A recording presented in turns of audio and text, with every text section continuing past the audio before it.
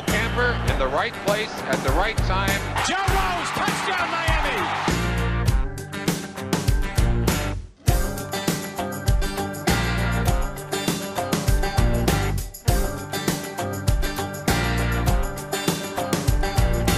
All right, welcome back to Out to Pasture. Kim Camper, Joe. Look what the cat dragged in. I did not know he was coming. This is AJ amazing. I'm a little sweaty. I walked here. Okay?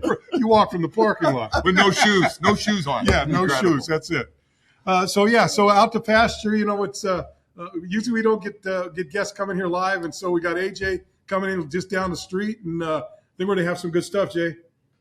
Good stuff. Thanks for being here, man. Yeah, I mean, I got stories to tell if y'all want to hear them. I know you do. I know you got stories to tell. It is incredible. AJ, playing with you, first of all, I never seen a guy enjoy practicing more than you did. And the heat didn't matter, all out every day like it was game. Now, I don't know once the injury started if that changed a little bit, but early on, you were made. Did you really enjoy practicing that much? You always been that way? Yeah, but I mean, to this day, Joe, I mean, like I see young kids all the time nowadays, and especially they ask me for an autograph, a young person, I think. Yeah. I said, you play travel sports, don't you? I can just tell. You see these little athletes, right? And I said, this is what you always should do. Every time you go out to practice, you're playing in the yard, always outwork the other people. I said, that's kind of an attitude I had. Every day. Let me tell you, when AJ came, I thought I liked football. I thought I loved football, right? And then all of a sudden, AJ came, I go, this motherfucker loves his fucking out of his shit. God damn, man. Yeah, no. This guy's going like balls to the wall. Isn't that funny? And if you ask every guy we play with, they go, fucking AJ's the only guy that liked practicing every day. You know what? You brought, so I came in 76. You and Bob Baumhauer came in 77. And I tell you, from between you and AJ, you and Bob, Ed especially you, brought instant energy to our defense. Instant energy from day one, and it didn't end until you walked off the field, man. Well, I mean, it's kind of the thing that happened like that St. Louis game. I mean, I did that in practice. I was pissing off all the teammates, and Baumhauer getting the shit beat out of me. So we're going to get right to that. We'll get right to that. So that's great. So here's my view of this, and So we go up to St. Louis, Thanksgiving Day game. Right. It's Jim Hart, it's Terry Metcalf, it's Conrad Dobler, it's Carl Banks, it's Deerdorf. Bob Young, Bob Young, strongest man in the NFL. All those guys, the offensive line, very good football team, and they were on some kind of a winning streak. And so remember Ed Playstead, newspaper writer from the Hollywood Sun-Tattler, says, oh, well, I don't even know why the Dolphins are going to be up there. Go up there. They're just going to be Thanksgiving dinner for so everyone's pissed off about that. So anyway, so we get up there and we start playing the game, and Grease goes crazy, throws like 6 or 7 touchdown passes, the record at the time.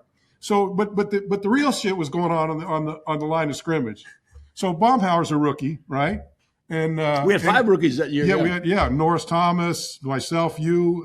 We had 4 or 5 of them play. So we're Vern from Vern CFL, yeah. So mine still works. Yeah, that thing is still working. So we're playing, and all of a sudden, and I'm playing outside linebacker. Baumhauer's a nose tackle. Jay's the defensive end. We're playing a 3-4. So he's lined up over the tackle. Baumhauer's in the middle, right? And he's dealing with Dobler, Carl Banks, and Big Bob Young, right? AJ or Bob. They're double teaming him. They're doing everything. And so all of a sudden, I hear AJ starts chattering, right? Hey, after every snap, hey, that rookie's kicking you guys' ass. And Bob's going, hey, but shut up, man. Shut up. He gets up, shut up, because every time you say something, they coming at my knees now. And I'm going to let you go with the rest of it. I mean, it was, but to be honest with you, I was the original trash talker. No question. I think I started trash talking. You're the first guy I've ever played with the trash talk that. And now everybody trash talk. Even the coaches trash talk. Right. But it was just a day that we were just whipping their ass like nobody knew. They, like Bo said, they had a big winning streak going on. They were finished. They were the number 1 seed at the time in the NFC if they would have continued on that winning streak. But we pulled the plug on that team right there. I think they lost 4 out of their next 6 games, And how'd you get Conrad? What happened that started the brawl? To be honest with you, I was just playing and talking trash, and Bob's getting the shit beat out of him. I'll tell you what started the brawl. So first of all, Vern Den Herter goes down with a knee injury, right? And everyone thought he got leg whipped by Conrad. Yeah. Thought Conrad leg whipped him. So everyone's kind of pissed off at that. And then about another series, Steve Toll goes down with an injury. Now Steve, he's a quiet guy, but he's got his way to do it. So they're back then they're just they're not putting a cart, they're just dragging you off the field. So Steve says to the trainer, he says, "Bring me by the huddle," right? And so he comes by the huddle and he goes, "It was fucking Dobler." That's all you had to hear. So the next thing I see, 2 plays later, I see Wally Pursuit, who's an offensive guard. He looked like some scene out of. But Shoes put him in the game for me. Out of the Game of Thrones, you know what I mean? Shoes pulled me out of the game. Yeah. Coming in, never played, but kind of was always jacked up on maybe on a little gummed up. So. 1-and-1s. So he comes in. We go, Wally, what are you doing? He goes, Coach Shula told me to play on Dobler. Call you play on Dobler. So he lines up on Dobler. Now I'm playing outside linebacker. We run a little double zone. I drop back into a zone. I'm kind of settling 10 yards back. And I'm looking at, and I saw all of a sudden, I look over, I see Wally. Wally's got Dobler by the helmet, jerking him back, going past me. And I'm in coverage. And so he bulldogs him on the ground. Someone jumps on him, and then it was a free fall. It was everywhere. Everywhere. The thing is, like, Dobler came in for me because Coach Shula had enough of me, just trash talking out there. So all of a sudden, when it starts happening, eventually the benches started clearing, and it became a street fight. It was unbelievable. And and then we get back to work on Mondays or Tuesdays when we're in there. And Coach Shula comes up and dresses the team. This is the most embarrassing moment of my life. He says this team was fine. Like, in other words, it was like $40,000 for our whole team. Now guys get fined $400,000. Right. So all of a sudden he kind of goes $200 for this, whatever. And all of a sudden, my name wasn't called, and Larry Little kind of goes, "Coach, what about fucking AJ?" and coach says he didn't leave the bench. Hey, I remember that is awesome. We had a little cornerback. I think his name was Charlie Cornelius. Yeah. From Bethune-Cookman, and Chicken was from Bethune-Cookman. Yeah. So he was kind of his boy. And so you watch the film, and one of these guys has got Charlie on the ground, kind of pounding him, bent over. And all of a sudden, you see Larry take off like he's leading the zonk, right? Like he's turning the corner. He makes a straight and reels back and kicked the guy right in the ass. Guy goes head over heels, and then he jumped on him. It was in that. It's just weird. If you were to say a Don Shula team's in the middle of one of those all-out brawls, you would never think, right? Well, and it was a Thanksgiving day. Yeah, it was Thanksgiving. Everybody got to down see for it. Thanksgiving dinner. And that's crazy. So yeah, that was the second year, first year there, and end it all. We go to the locker room, and Bob Kuchenberg decides to take Mr. Pasture, however he said his name, and picks him up and just pins him in the shower against the wall, just getting soaking wet, and he kind of goes, "Did they have dolphin for Thanksgiving today?" Can you imagine a player taking a media person, one of our writers, who's been a little tough on the team, into the shower and soaking them and threatening them? No. And Coach, that's big money. That was that's crazy money, that thing. Yeah. Hey, I got to ask you, when I do think of you, I think a lot of things when we found out you're going to be coming on. Bill Arnsbarger, night before games, we all had rooms on the same floor, and you outside in the hall talking about something he's just putting in, a new something he just thought of the night before the game, that he's got you and maybe Bob or somebody else telling you what he wants to do. Right. He was incredible as a coordinator. I mean, but the thing is, though, we were the kind of guys that were so, I think that whole group of guys had what they call that football IQ. I hear that used a lot of times. I'm kind of going, if you're in the NFL, you better have a good football IQ. Right. I mean, how in the hell are you here? So he would come by, check doors, and he'd pull me out like Joe was saying, and he goes, that 97 trio blitz, I'm not feeling it. He says, I think we're gonna make it. And we were just kind of like, and he would run it past me, and I said, Coach, we could pull that off. The next day we'd kind of have our little deep, and we'd kind of make changes on our game plan. Here we are, before we even take the huddle. The one time when Kaz had to go to linebacker. We're playing the Jets up there. Never forget that. Who pulled his hamstring? So we were up with the Jets. We're playing a 3-4 defense. We have 4 linebackers. Yeah. And when one of our linebackers goes down with a pulled hamstring, couldn't play. So now Arns literally, this is like in pregame warmups. Right. Arns literally walks off the field and goes in the locker room. And we're out there and we only got three linebackers and and so he goes, we come in off the field after and he's already changed the defense. We'll move Kaz up here, the strong safety, he'll play this outside linebacker. We'll do this and that. We shut him out in the first half. I remember coming into the locker room that halftime. He had tears in his eyes because he felt so good about what the team was able to consume what he gave you and pull it off and then made it work it work in a big way. That's incredible. By the way, we're to Bill. Now everybody gets ranked for everything and the great coordinators, and you see the Chiefs and the Eagles, and there goes, these are the two best coordinators, and they're doing things. And I used to always go, Bill Arnsberger did a lot of that same stuff in the 70s and 80s. I think. Well, I say that he created the zone blitz. I mean, he did. There were some other people that wants to give credit to LeBeau. everyone says I said we were pulling stuff like this off. Maybe Dick LeBeau put it in second gear. Because we stayed with our same format for years. We didn't try and advance it that much. I remember Bill came one time, and it was this was now AJ had moved to a linebacker, and now I'm playing defensive on the right defensive end. We had Larry Gordon was there. I forget who was Ernie our inside. Or Ernie. Well, so Bill comes up with a thing one day. He said, we're getting ready to play the Colts. And he says, hey, let's try this. Because I'd been a linebacker. We went to Bogo? I had experience doing coverage. Yeah. Right? Yeah. So he says, let's do this. Because we do our blitz. Our blitzes were like 55 blitz was the two outside linebackers. 54 blitz was the two inside linebackers. And he said, well, why don't we do a 56, and so which would be an outside linebacker and an inside linebacker on either one of my shoulders. So he said, but I want you to go up and grab the tackle and just hold on to him. Just don't move, just hold on to him.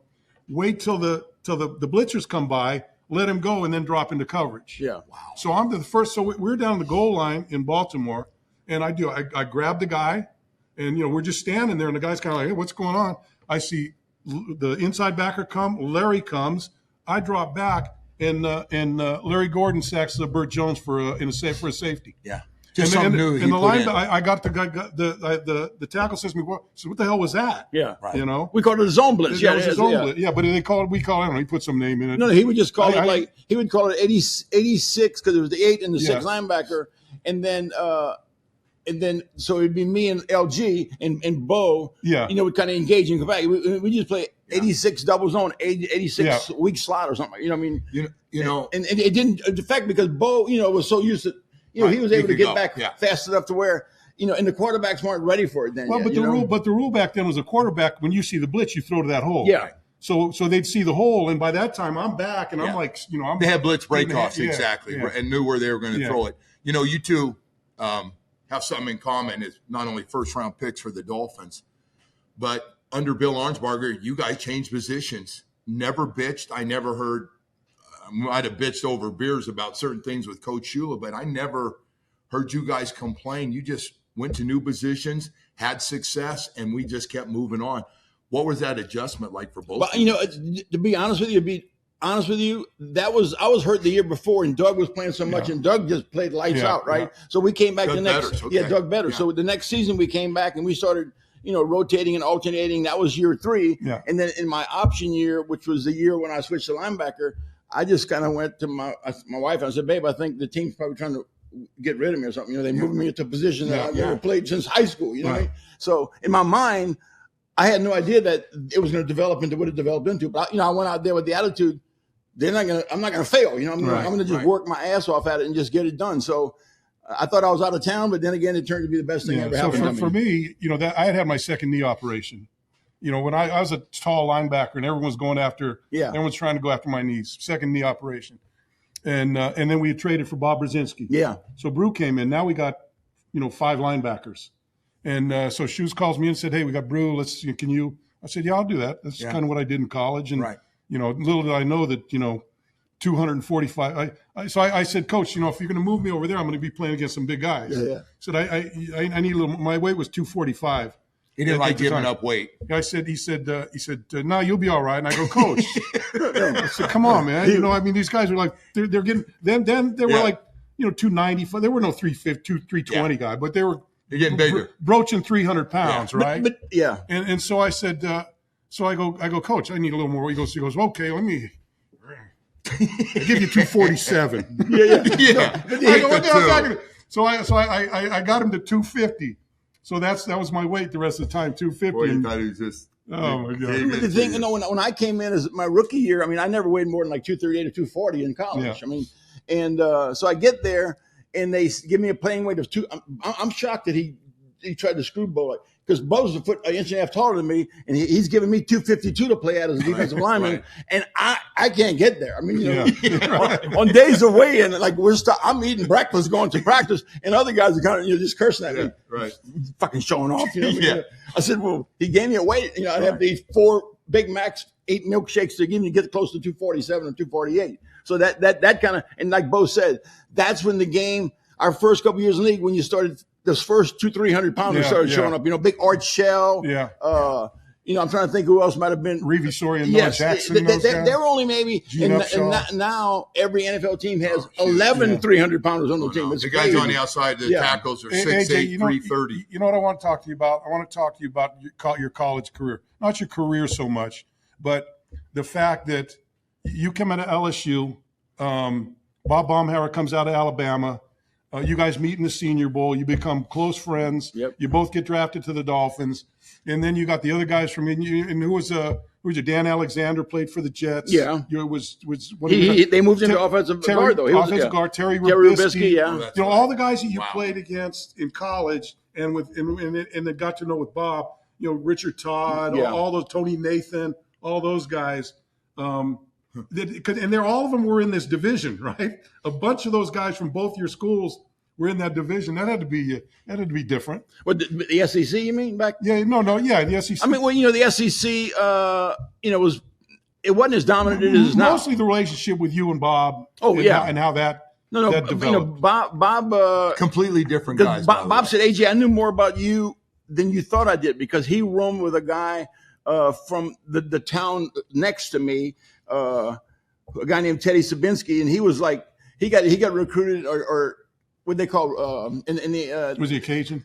No, yeah, he was. The thing is though, but he went to back in those days, when there was when they started integration, okay, because basically there was segregation and integration. So there was a private school that opened up in my hometown, and it drew like St. Thomas from cities all over. You could be from 3 counties over and still play there. So they had this guy. He was a beast. He got drafted by signed by Alabama, and he was Bob's roommate. His rookie. And he said he was like me. Yeah. He said, AJ, I can hardly understand him. I mean, I'd have to pay a lot of attention. Like skinny? You talk like skinny a little bit? He said I had to pay a lot of attention to him, but he would go, hey Bob, AJ, I know him. He played for the other team, when I was growing up, and Bob said he started watching me as a freshman, because I started as a freshman, and kind of Bob took a liking to me through watching me play, and then all of a sudden we played in the East-West Shrine game and the Senior Bowl, and we became real good friends then, and are best friends to today. Yeah. Hey,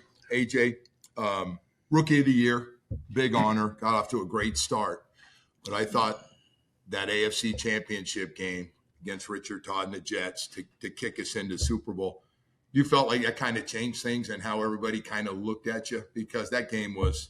It was all about the 3 plays you made. It definitely highlighted me into a different view by the fans, the media, and people like that. I mean, I kind of felt like I had 7 good seasons of football. My last season was kind of shaky due to so many injuries that were just compounded on me. But after that game, I was just happy as a pig in shit. And then we did. We played. By the way, we were excited too on that shitty day. So we had Klecko on a few shows ago. So we talk about it. And Richard says he bitches about the muddy field. Okay, the field's muddy. He goes, we had Freeman McNeil couldn't run. Wesley Walker couldn't get his footing. And Richard Todd threw 3 times to his favorite receiver.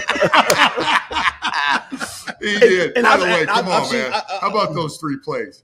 And one go, you pick off, you tip it, pick it off, and run it back. Well, there's a great picture of AJ and Bill Arnsparger where he's got you right in his right. And it came after. I got that picture at home frame. I've seen that picture, Yeah, and that to me is Bill Arnsbarger and a guy that loves to play football that put something in and it worked to perfection, and he was just so happy that that happened. You've never been in so many throwing lanes in all your life. It actually, no. I mean, I'm telling you, it was technique, and because we put in like one coverage was pretty tough coverage to play. I mean, you know, I know the outside linebackers hated it because it put on more stretch. So on the one coverage, you know, the tight end, if he goes down the middle of the field, I play underneath, you know, backwards on top, and all of a sudden he throws a pass thinking that Jerome Barkham's wide ass open because you know Lyle or Glenn, whoever was playing, you know, at the safety position, he just thought he had to. He's so underneath, he can throw it a little easy. So he threw it right to me. Right. Another one, he threw it way behind the Scott Durkin was and they throw a little crossing route and, you know, like option route. And I hated option routes because I'm just a big goon who used to be a defensive line. So he beats me. He's ahead of me about 4 or 5 yards. And damn, Todd throws it where the guy's got to try, and he tips it to me. Okay, you know? So that's a gimme. Okay, you know. So the first two are gimmies. I mean, you know. Get to the good one now. But the good one was like in like most scary. When I played defensive end, man, we worked on people cutting you all the time. Yeah. And when they go to cut you, put your hands, you know, and it just sunk in. You know, it was Powell or Powell was one end. Powell was on Ward, the left in Ward. I think it was Chris Ward. Chris Ward, yeah. So he dropped back, and I just knew when they set back. I said he's coming for the cut, and I just did a little up, get out of the way, bam, you know. Got up. Yeah. And Baumhauer to this day says I asked him to throw me the ball. I'm kind of going. Every footage I've ever seen of this play, I don't see him in the frame. Ask him to throw, you throw him. Right. He said that. He said, I asked you to tell him on your lateral too? Yeah. For him to go in? I look at all the... Did he like Clydesdale? Come on, man. Bob, I'm sorry, man. Hey, Bob, I'm sorry this happened. That was worse than a plow horse. We played a game up in Buffalo, and Joe Ferguson, and so I picked off a pass, and you know, like it was a tight end guy, covenant tight end, turned around, ball hits my hand, and Ralph Ortega's running behind me. Ralph from Flint to Florida goes, "Hey, lateral." So I look ahead and I see someone coming, so I lateral it to Ralph. Ralph bumbles it and then gets drilled. No, he didn't give it up. And I come over to the sideline. He goes, "What, Coach Hughes? What the fuck? What are you giving the ball? Don't ever give the ball to Ortega." Another reason to get your ass chewed. Hey, so I got to, you know, again, all these AJ things that pop up. I'm from California, like Bo in Northern California. You were a new breed. I mean, you know, being around guys from Louisiana, the way you talked. And so one morning, you're good. Yeah. So one morning we're having breakfast and you go, "Hey, what do you have?" He said, you never had grits? I go, "No, I've never had grits in my life. You introduced me to grits.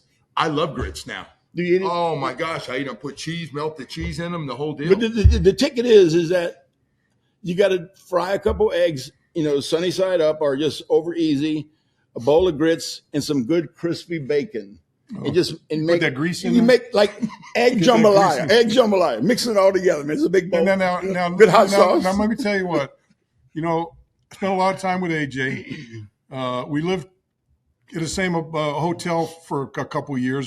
How wild, by the way, not to get anybody in trouble. How wild were those years that you guys had? I mean, they were peaceful, I thought. and so we carpooled together. So we carpooled together, right? I learned a lot about AJ carpooling together and going out to dinner with him. So he don't like yellow cheese. Oh, yellow cheese. So I didn't know though. So we would drive. I'm not gonna make you look bad. So, but we would drive. We're driving. It was me, Wally Pursuit, Baumhauer, and maybe Rusty Chambers was with us. Maybe somebody. We carpooled. We all drove together. We didn't have our private drivers, no. So we drive through. They drove themselves. So we all drive through, and they just came out with like the Egg McMuffin, right? Yeah. So AJ, you know, we all order Egg McMuffins. I want to make no cheese, no yellow cheese on it. No cheese. So, you know, we get in the car, give AJ his bag. They put yellow cheese, and we're halfway down Sunrise Boulevard. He goes, "Hey, no, we got to go back." Go back. And we drive through the drive-through again. And he goes, "Hey, you put cheese in the drive-through. Hey, you put cheese on my egg." Right. So he came some little girl probably. Some little girl. And I'm not, you know, just put it this way. She would never put yellow cheese on his Egg McMuffin again. The other thing is, this may have been before the St. Louis game. or somewhere. Wait, for which story? What was that? That was what? So we go we go. I know the we go to exact a really story. nice I know a bunch of them. Go to a really nice restaurant, and it was in Cleveland. And it was in Cleveland. Yeah, Yeah, right. it was in Cleveland. And so we go and we're looking at the menu, and there's an Italian restaurant or whatever. That's in Cleveland. Okay. And so we're sitting, and they have chicken parmesan on the menu, veal parmesan on the menu, Right. and then they got pork chops. Right. And they goes, how about you give me some pork chop parmesan? They go, what? That's the first time I ever. He made his own. I'm gonna tell you, he was a picky eater. My man, are you still that picky? Still, yeah. Oh my God. Why could you never just order off the No, menu? no. You always wanted something kind of different that was off the But the menu. thing, here Always. there was a little more depth to that because the guy was today's specials. We have a fine Italian restaurant, and it wasn't just some Papa John, whatever, just smaller fast food. It was like a 4-star restaurant, a 5-star restaurant in Cleveland. And the veterans, me, Bob, and Bo were like their pets. And, whenever we go on the road, the older vets would always kind of say, "Why don't y'all join us for dinner?" And we took advantage of it. Yeah. Learn more about them, they learn about us, but it was the three of us, and maybe it'd be Cooch, it'd be maybe Mandich, maybe Stroke, Larry Seipel was, and we're there, and tonight we like to let we have soul, done this kind of style, and then we have a pork dish like a pork shank or something like that, and all of a sudden they're going around taking orders, and Bo's right. I said, I've had chicken parmesan before. This is when I used to eat. That's the only time I ate cheese was on pizza and Parmesan. That's it. I didn't eat yellow cheese like Bo would say. Now why? I don't know. But now I eat every cheese. I eat more cheese than I can talk about at the deli. I get at the deli. So they're giving out the orders, and they come to me. I kind of go, I want pork chop Parmesan. And the guy goes, no, it's a roasted pork shank. I said, look, if I was home, my mom could do it. She's not Italian. Okay, that's how. And I mean, there's some of those. And there was a Japanese restaurant we went to one time. I don't want to talk about that. No, man. No. That was it. I always think you guys were close on the defensive side of the ball. And by the way, you had to be close and really good because we played in a lot of low-scoring wins during that period of time. It's amazing. I don't know if they have that today the way we had it, where we're now in our late 60s and 70s and still so close, the whole group of guys. You see them, even if you haven't seen them for a year or two, and it's amazing how close all of our guys are. The stories come up like yesterday, and you move on. That's the one thing I feel bad with free agency and the other stuff. Yeah, the turnover. I don't know. What is the turnover every year? Like 40%. 40%? Oh, it's high. Okay, Yeah. Dang. Yeah, it's crazy. By the way, occasionally, Bo, I don't know if you know this, but my phone will ring at home, and it will say, hey, can you get back to me? Something's really bothering me. So I know it's something from a game or something. He wants to know why something's going on with the Dolphins or something. So I got to ask you, today's football, how you doing watching the new football game, the new NFL? I mean, I enjoy watching it because I make wagers occasionally. Okay. Well, you were in that business. That's fine. He spent a lot of time in the casino business. I mean, I accept things. I accept change. I mean, that's kind of that's what I am. I mean, I kind of I see how my grandchildren are now treated differently than I think the way I was treated. I treated my children, so I just go along with it. I mean, I think it's kind of ridiculous. The only thing that kind of concerns me is that how these guys get so much guaranteed money. Yeah, we were back in the day trying to get like. Can I just have the second year guaranteed? You sign a 4-year contract, and that didn't happen. Coach Shula would cut guys after bad play a week, and you wouldn't get paid the next week. But the thing is that when Tua signed that contract, God bless him. That it all happened so great for him. But I tell people when he leaves the field on Sunday, just Sunday, he made more than I made over my 9 years. I got because I had 8 years of play in 1 year of my injury. I had 9 years of income. That's less than what he makes on one Sunday. That's insane. So you used to, I try not to put those numbers together because it aggravates me. It doesn't aggravate me because I don't do it. But it started to aggravate me this time when the long snappers in the league make more in 1 year than we made our entire career. A long snapper, what do they play? 6 plays a game? You can't hit them.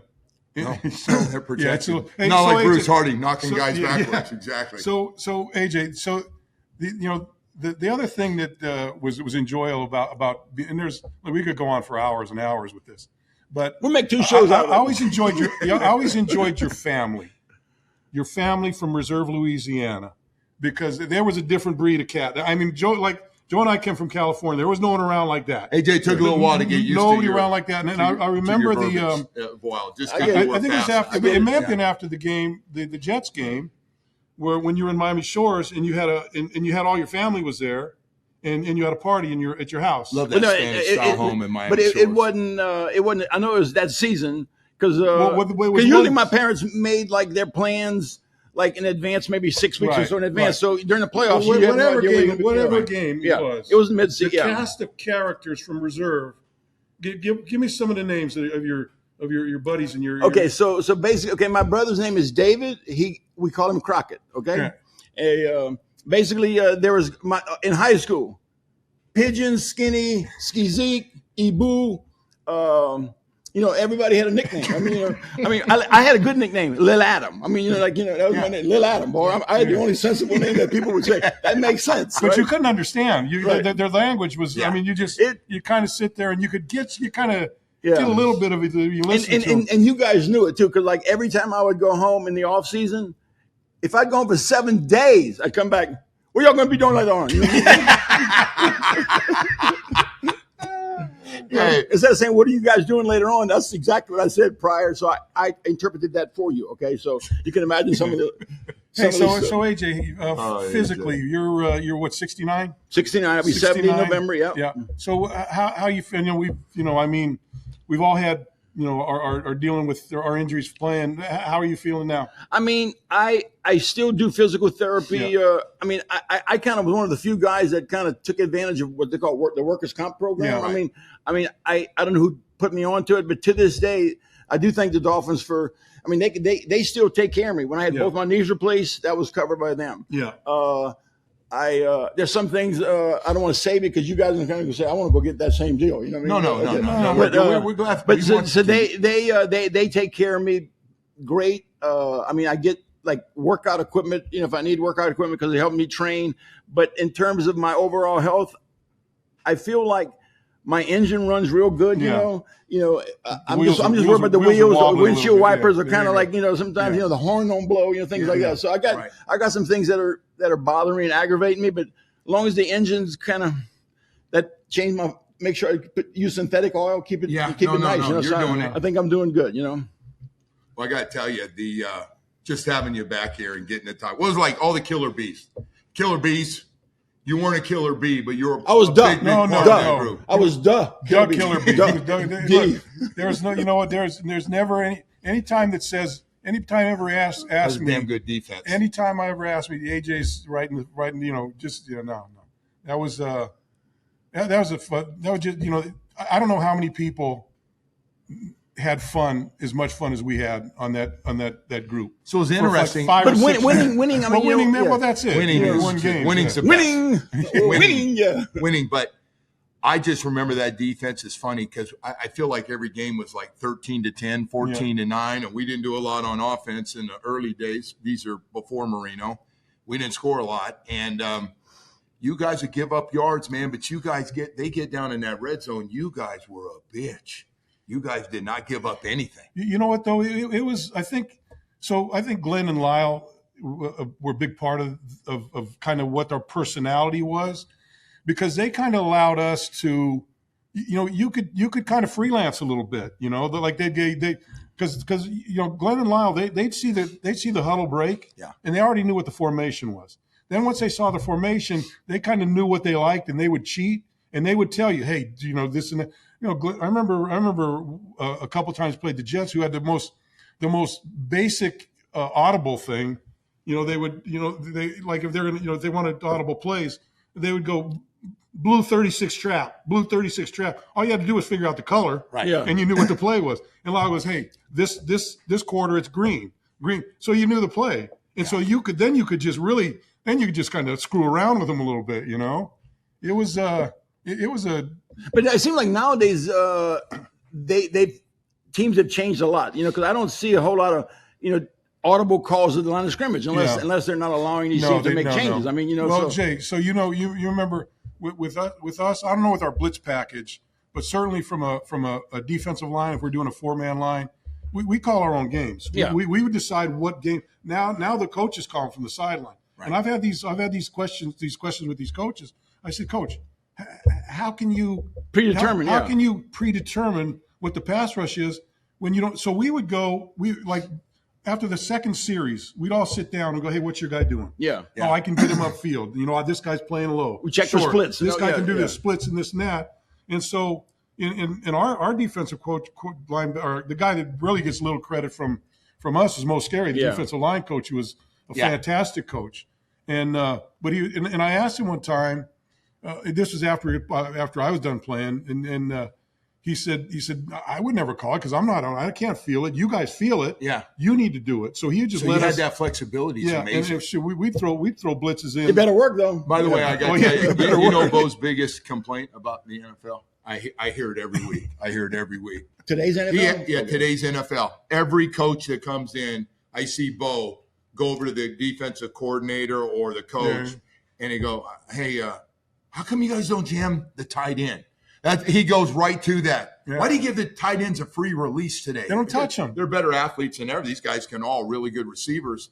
And so I know that's coming as soon as I see Bo head over to the coordinators. Well, but that's the opponent's coordinator. Yeah. Okay. No, our guys. Our guys. I saw Vic Fangio. I was playing golf at Grand Oaks, and Adam Gase was out there, and he had Vic Fangio with him. So I go over, and he introduced me to Vic Fangio the first time. And he's a curmudgeon. He's like Arnsey from a personality standpoint. Right.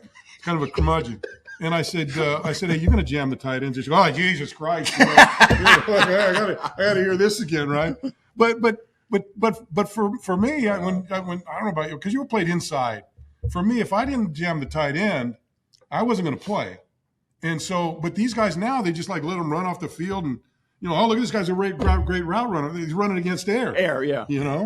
So badass. That is kind of crazy. I mean, because that was.